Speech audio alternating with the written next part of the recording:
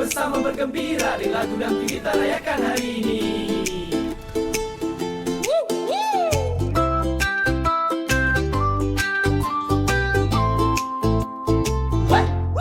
Salam lebaran kita hulurkan, maaf zahir batin diikhlaskan.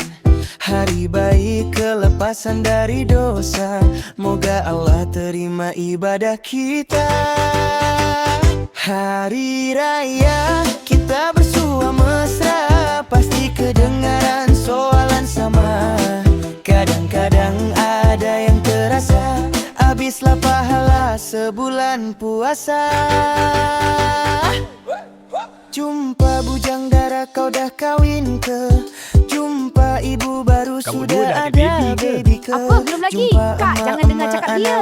Anak kamu belajar universiti mana? Jumpa atuk tak tambah nenek lagi ke? cucu dah Tambah lagi lah nanti. berapa? Jumpa Apa projek abah-abah tahun ni? ada projek aku baru ke? dapat projek Jumpa ternak yang anak 3 remaja juta. tak bunyi punya, masing-masing dengan alam maya. Dapat gadget baru konon hadiah puasa.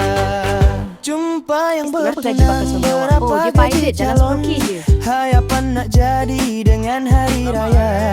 Kemeriahan indah bertukar rupa. Ambil iktibar, jangan cakap lepas saja. Hari raya kita bersua mesra, pasti kedengaran soalan sama. Kadang-kadang ada yang terasa, habislah pahala sebulan puasa. Jarang dengar orang nak tanya, kau jumpa Kau ada jumpa Lailatul Qadar ke? Belum ada rezeki. Berapa kali Aku dah khatam 5 kali, khatam kau berapa? Quran? Aku tak pandai baca Kau Quran. ketik kau 10 akhir Itikaf di masjid aku best Ramadan. sangat. Betul. Masjid aku penuh dengan jemaah. Meriah. Subhanallah. Semoga tahun depan lagi Topik ramai. yang utama, baru Aidilfitri penuh makna. Dalam kemeriahan menyambutnya, akhirat itu matlamat kita semua. Hari raya kita bersua mesra, pasti kedengaran soalan sama.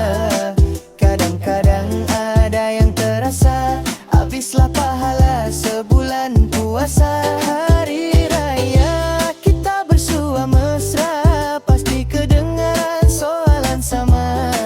Kadang-kadang ada yang terasa, habislah pahala sebulan puasa.